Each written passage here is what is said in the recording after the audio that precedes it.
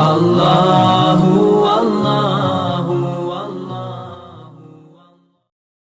আসসালামু আলাইকুম ওয়া রাহমাতুল্লাহি ওয়া বারাকাতুহু। ফরজ গোসলের সঠিক নিয়ম কি? না জানার কারণে অসংখ্য মুসলিম ভাই বোনের নামাজ এবং নানা রকম আমল কবুল হয় না, যেটা চরম এক ভয়ঙ্কর ব্যাপার। যেসব কারণে গোসল ফরজ হয় সেগুলো আমরা জেনে নেই। স্বপ্নদোষ বা উত্তেজনাবশত বীর্যপাত হলে গোসল ফরজ হয়। নারী পুরুষের মিলনে যদি বীর্যপাত হোক অথবা না হোক, তারপরে গোসল ফরজ হয়। মেয়েদের হায়েজ নেফাস শেষ হলে গোসল ফরজ হয়। কেউ যদি ইসলাম গ্রহণ করে তার উপরে গোসল ফরজ হয়। ফরজ গোসলের সঠিক নিয়ম। আমাদের মধ্যে অনেকেই ফরজ গোসলের সঠিক নিয়ম জানে না, আবার সংকোচে কাউকে জিজ্ঞেস করতেও পারে না। এই জন্য ফরজ গোসলের নিয়ম সহিহ হাদিস থেকে সংক্ষেপে বলা হলো। প্রথমেই মনে মনে গোসলের নিয়ত করতে হবে, কিন্তু মুখে বলা লাগবে না। মনে মনে একটা কল্পনা করতে হবে যে আমি এখন ফরজ গোসল আদায় করব। দ্বিতীয়তে বিসমিল্লাহ বলে গোসল শুরু করতে হবে, শুধু বিসমিল্লাহ। তৃতীয়তে রয়েছে 2 হাত কবজি পর্যন্ত ধৌত করতে হবে। 2 হাত কবজি পর্যন্ত ধোয়ার হাদিসটি রয়েছে বুখারী শরীফের 248 নম্বর হাদিস। চতুর্থতে রয়েছে পানি ঢেলে বাম হাত দিয়ে লজ্জাস্থান পরিষ্কার করা। পানি ঢেলে বাম হাত দিয়ে লজ্জাস্থান পরিষ্কার করা হাদিসটি রয়েছে বুখারী শরীফের 257 নম্বর হাদিস।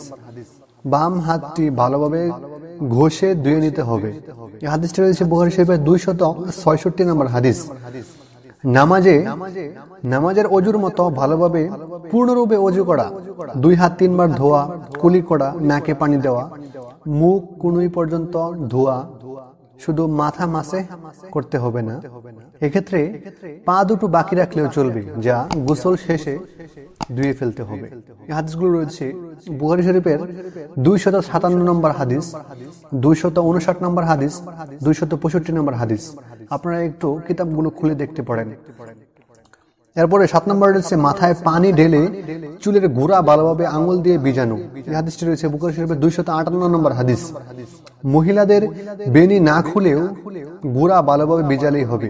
এই হাদিসটি রয়েছে মুসলিম শরীফের 330 নম্বর হাদিস। পুরো শরীরে পানি ঢালা, প্রথমে ডান দিক থেকে পরে বাম দিকে পানি ঢালবে। এই হাদিসটি রয়েছে বুখারী শরীফের 168 নম্বর হাদিস।